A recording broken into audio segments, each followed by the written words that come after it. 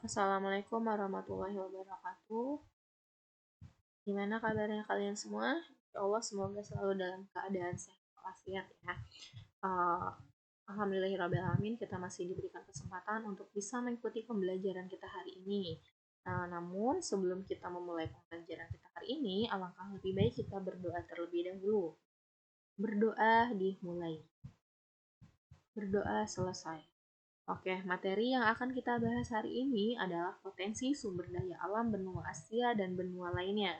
Nah, sebelumnya, Miss mau bertanya, apakah di antara kalian ada yang bisa menyebutkan atau menjelaskan terkait dengan definisi atau pengertian dari sumber daya alam? Oke, jadi pengertian atau definisi sumber daya alam itu adalah segala sesuatu yang berasal dari alam yang dapat digunakan untuk memenuhi kebutuhan hidup manusia. Yang tergolong di dalamnya tidak hanya komponen biotik seperti hewan, tumbuhan, dan mikroorganisme saja, tetapi juga ada komponen abiotik antara lain seperti minyak bumi, gas alam, dan berbagai jenis logam, air, dan juga tanah. Nah, kita langsung ke benua yang pertama.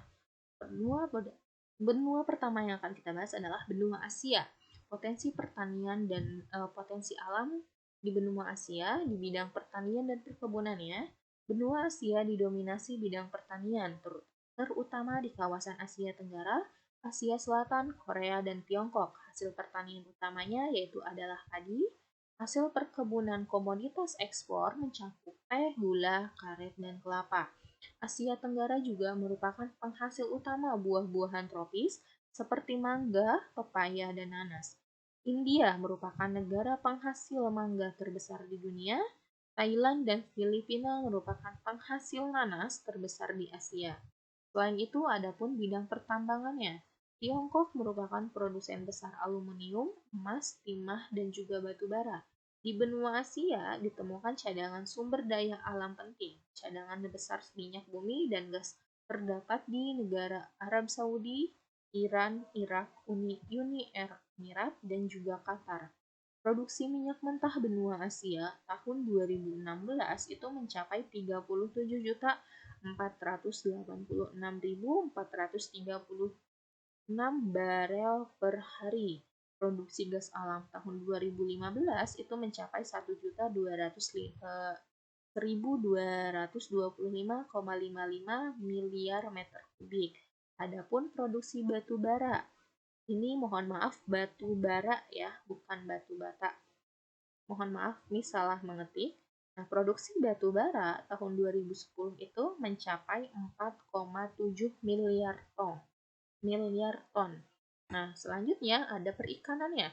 Benua Asia merupakan wilayah terpenting sumber daya laut dunia, di mana 6 dari 10 negara penghasil ikan dunia ada di Asia. Contohnya ada Tiongkok, Indonesia, Jepang, India, Filipina, dan Myanmar. Pada tahun 2008, Asia menghasilkan sekitar 50% hasil tangkapan ikan dunia dan sekitar 90% hasil peternakan ikan dunia. Kita beralih ke benua berikutnya, yaitu ada benua Amerika. Potensi bidang pertanian dan perkebunannya, Amerika Serikat merupakan negara pertanian terbesar di dunia. Ekspor pertanian Amerika Serikat ke luar negeri antara lain gandum, kacang kedelai, beras, kapas, dan tembakau. Di Amerika Serikat, perkebunan dan peternakan merupakan bagian penting dari perekonomian. Ada perkebunan kopi, coklat, tebu, nanas, pisang, dan lain-lain. Selain itu, di bidang pertambangannya, Amerika Utara kaya akan sumber daya alam seperti minyak bumi, gas alam, batu bara, biji besi, tembaga, dan timah. Selain itu, Amerika Serikat juga memiliki cadangan batu bara yang besar. Di bidang perikanannya, negara Amerika Utara memiliki sumber daya perikanan yang cukup besar. Berdasarkan data FAO, pada tahun 2005, Amerika Serikat menjadi produsen terbesar kelima perikanan di dunia di bawah Tiongkok, Peru, India, dan Indonesia. Amerika Serikat memiliki sumber daya perikanan yang besar. Sebanyak 45% produksi ikan dunia berasal dari wilayah ini. Adapun negara Peru penghasil kopi atau ikan kering, sarden, dan juga makarel. Negara Peru rata-rata menghasilkan sebanyak 7,6 ton ikan per tahun, dan Chili adalah produksi terbanyak ikan makarel. Nah, kita berlanjut ke benua berikutnya, yaitu ada benua Eropa.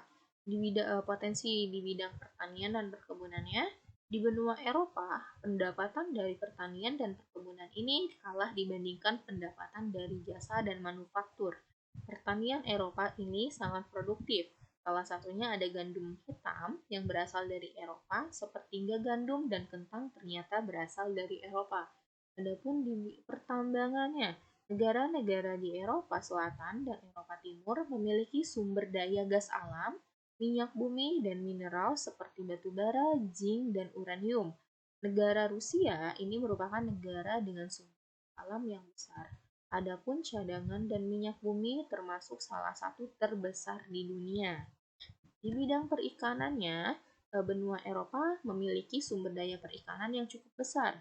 Adapun produksi ikan Eropa mencakup 5% perikanan dunia. Ikan dari Eropa antara lain jenis ikan haring, cod, dan juga makarel.